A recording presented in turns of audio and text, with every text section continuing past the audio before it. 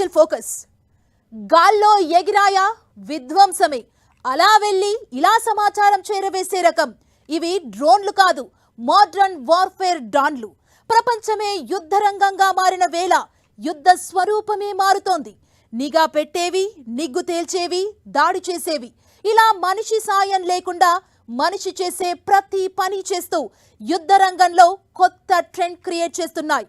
Operation సింధూర్తో పళ్ళు రాలగొట్టుకున్న పాక్ పదే పదే డ్రోన్లు పంపించింది. దీంతో వీటిపై మళ్లీ చర్చ మొదలైంది. అసలేంటి డ్రోన్ టెక్నాలజీ?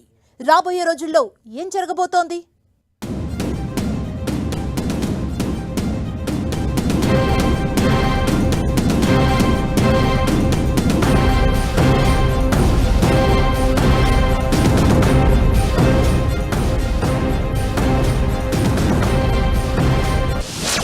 భారత్ పాక్ మధ్య war of drones.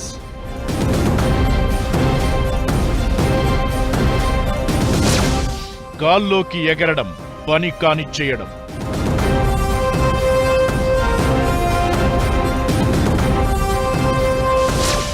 Drone modern warfare trend setter.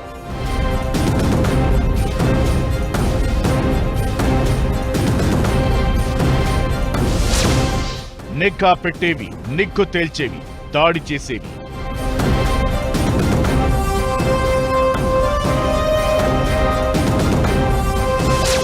War field లో గేమ్ చేంజర్ గా డ్రోన్స్.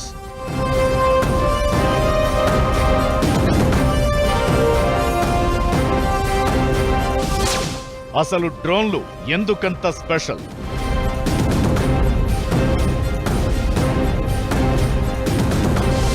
యుద్ధరంగంలో డ్రోన్లు గేమ్ చేంజర్ గా మారుతున్నాయి. యుద్ధ తంత్రాన్నే మార్చేస్తున్నాయి. ఒకప్పుడు యుద్ధమంటే ఆయుధాలు, వార్ ట్యాంకులు. ఇప్పుడు సీన్ మారింది. టెక్నాలజీ యుద్ధాలు జరుగుతున్నాయి. ఇప్పుడు యుద్ధం చేయాలంటే తుపాకీ చేత పట్టాల్సిన పని లేదు. సైనికుడే ఫీల్డ్లోకి దిగాల్సిన అవసరం లేదు. ఓ డ్రోన్ గాల్లోకి ఎగిరితే చాలు, పనైపోయినట్లే. ఆ రేంజ్ లో డ్రోన్స్ వినియోగం పెరిగిపోతోంది. రష్యా యుక్రెయిన్ యుద్ధంలో డ్రోన్లు కీలక పాత్ర పోషించాయి. అటాక్స్ తో విధ్వంసం సృష్టించాయి.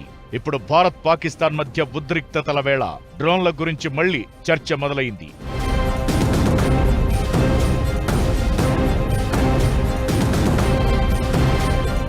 భారత్ పాక్ మధ్య డ్రోన్ యుద్ధం పీక్స్ కు చేరుకున్న వేళ వీటి గురించి ఇప్పుడు కొత్త చర్చ మొదలైంది. పనిచేసే విధానాల ఆధారంగా ఆర్మీ డ్రోన్లు 3 రకాలుగా ఉంటాయి. 1 నిఘా డ్రోన్లు, 2 దాడి చేసే డ్రోన్లు, 3 నిఘాతో పాటు దాడి చేసే డ్రోన్లు. ఒక్కో డ్రోన్ది ఒక్కో ప్రత్యేకత.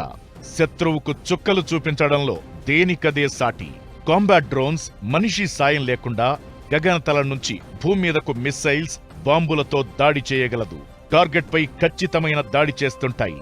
అమెరికాకు చెందిన MQ-9 రీపర్ కాంబాట్ డ్రోన్ టెర్రరిజానికి చెక్ పెట్టేందుకు తయారు చేశారు.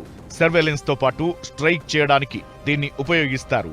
టర్కీ డెవలప్ చేసిన బేరక్తకర్ TB2 డ్రోన్ కూడా చాలా పవర్ఫుల్.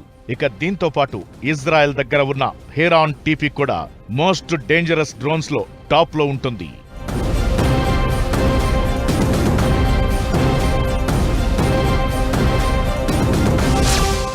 నిఘా డ్రోన్లు మోడ్రన్ వార్ఫేర్ లో కీలక పాత్ర పోషిస్తున్నాయి. శత్రువు కదలికలను గుర్తించడం, దాడుల తరువాత జరిగిన పరిణామాలను ఇవి రియల్ టైం మానిటరింగ్ చేస్తుంటాయి.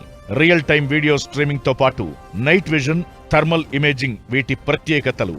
యూకేకు చెందిన సెంటినెల్ R1 తో పాటు US కు చెందిన RQ-7 షాడో సర్వేలెన్స్ డ్రోన్లలో ప్రత్యేకం. ఇక నిఘా పెట్టడంతో పాటు దాడి చేసే డ్రోన్లు కూడా ఉన్నాయి. US కి చెందిన RQ-4 global hack, MQ-9 reaper డ్రోన్లను ప్రపంచంలో చాలా దేశాలు ఉపయోగిస్తున్నాయి. ఇజ్రాయెల్ కు చెందిన హెరాన్ 1 డ్రోన్లను భారత్ కూడా ఉపయోగిస్తోంది. నిఘా పెట్టేవి, నిగ్గు తేల్చేవి, దాడి చేసేవి అంటూ రకరకాల డ్రోన్లు ఇప్పుడు యుద్ధాల్లో కీలక పాత్ర పోషిస్తున్నాయి. డ్రోన్ల వాడకంతో మానవ నష్టాలు తక్కువగా ఉంటాయి. అవి రహస్యంగా గాల్లోకి ఎగురుతూ GPS ఆధారంగా లక్ష్యాలను అంచనా వేసి ఫోటోలు, వీడియోలు తీయగలవు. చిన్న చిన్న డ్రోన్లు కూడా పెద్ద విధ్వంసానికి కారణమయ్యే అవకాశాలు ఉంటాయి. డ్రోన్లు ఒకే సమయానికి గూఢచర్యం, పేలుళ్లు, కమ్యూనికేషన్ డిస్రప్షన్ చేయగలవు.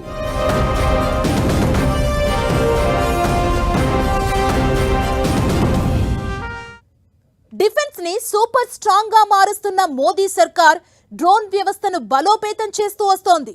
ఆపరేషన్ సింధూర్లో పాక్ కి చుక్కలు చూపించడంలో ఆ డ్రోన్లే కీలకమయ్యాయి. ఇంతకీ భారత్ దగ్గర ఉన్న అరివీర భయంకర డ్రోన్లేంటి? మన దగ్గర ఉన్న డ్రోన్ల ప్రత్యేకతలేంటి?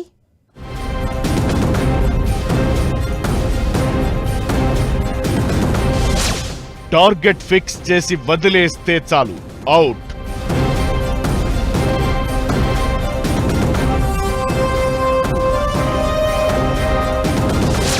భారత్ దగ్గర అరివీర భయంకర డ్రోన్లు.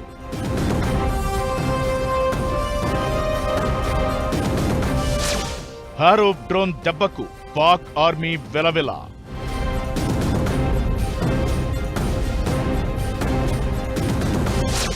భారత్ దగ్గర ఉన్న పవర్ఫుల్ డ్రోన్లు ఏంటి?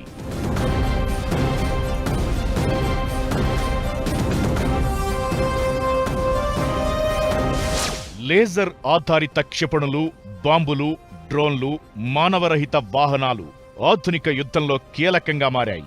ఇవి మిలిటరీ ఆపరేషన్ల ఖచ్చితత్వాన్ని, సామర్థ్యాన్ని పెంచుతాయి. శత్రువుల ఎయిర్ డిఫెన్స్ సిస్టమ్స్ కళ్లుగప్పేందుకు, ధ్వంసం చేసేందుకు డ్రోన్లను యూజ్ చేయవచ్చు.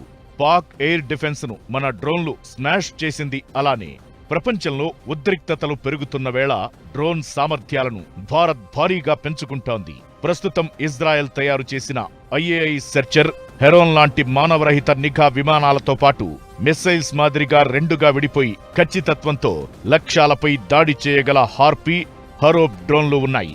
ఇందులో హరోప్ డ్రోన్లు చాలా స్పెషల్. దాడులు చేయడంలో ఖచ్చితత్వంతో ఇవి యుద్ధాన్ని కొత్తగా మార్చేస్తున్నాయి. మోడర్న్ వార్ఫేర్లో డ్రోన్లు ఎంత ముఖ్యమో ఇవి చెప్పకనే చెబుతున్నాయి.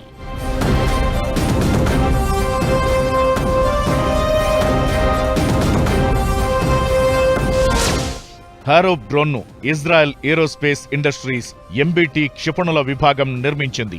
ఈ డ్రోన్ శత్రు భూభాగంపై తిరుగుతూ ఆ దేశం చేరిన వెంటనే దాడి చేయగలదు. ఇది స్వయంగా పనిచేస్తుంది. రిమోట్ ద్వారా కంట్రోల్ చేయొచ్చు. ఏ టార్గెట్ కనిపించకపోతే తిరిగి మన స్థావరానికొస్తుంది. ఈ డ్రోన్లో ఎలక్ట్రో ఆప్టికల్ సెన్సార్లు అమర్చి ఉంటాయి. ఈ సెన్సార్లు నిఘా పోస్టులు, రాడార్ల లాంటి లక్ష్యాలను గమనించడానికి సహాయపడతాయి. ఆ తరువాత ఈ డ్రోన్ దాని లక్ష్యాన్ని ఢీకొట్టి పేలిపోతుంది. హారో డ్రోన్ 9 గంటల పాటు నిరంతరం లక్ష్యాలను సెర్చ్ చేస్తుంది. ఇది ఒక నిర్ణీత ప్రాంతంపై ఎగురుతుంది, లక్ష్యాన్ని గుర్తిస్తుంది, ఆ తరువాత దాడి ప్లాన్ చేస్తుంది. ఈ డ్రోన్ జిఎన్ఎస్ఎస్ జామింగ్ ను నివారించే సామర్థ్యాన్ని కూడా కలిగి ఉంది. ఇక హెరోన్ డ్రోన్లు నిఘా, టార్గెట్ ట్రాకింగ్ కోసం ఉపయోగపడతాయి.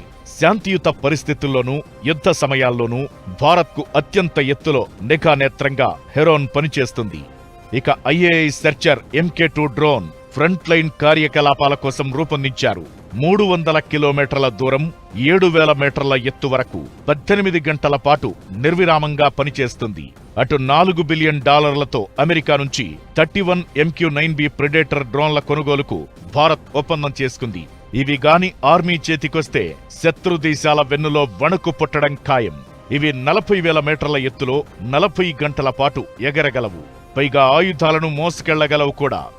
భారత్ స్వార్మ్ డ్రోన్ వ్యూహాలను డెవలప్ చేస్తోంది. గగనతల రక్షణ కోసం పెద్ద సంఖ్యలో డ్రోన్లను మోహరించడం, ఎయిర్ డిఫెన్స్ ను బలోపేతం చేయడం, దాడులు చేయడంలో శక్తి సామర్థ్యాలను పెంచుకుంటోంది.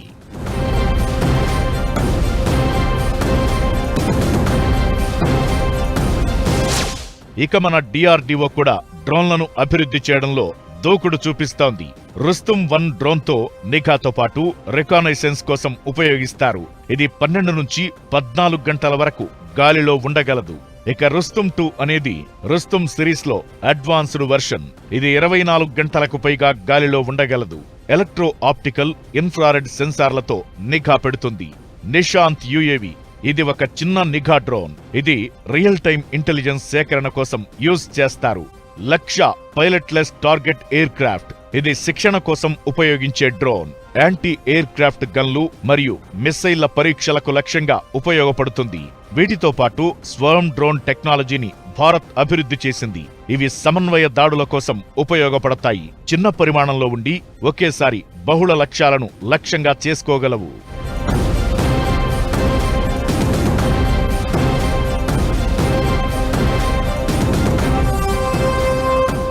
యుద్ధాన్ని మలుపు తిప్పే శక్తి ఈ డ్రోన్లకు ఉంటుంది. రష్యా యుక్రెయిన్ వార్లో జరిగింది అదే. అయితే ఆ రెండు దేశాల యుద్ధంతో కంపేర్ చేస్తే భారత్ పాకిస్తాన్ సంఘర్షణల్లో డ్రోన్ల పాత్ర పరిమితంగా ఉందనే అభిప్రాయాలు వినిపిస్తున్నాయి.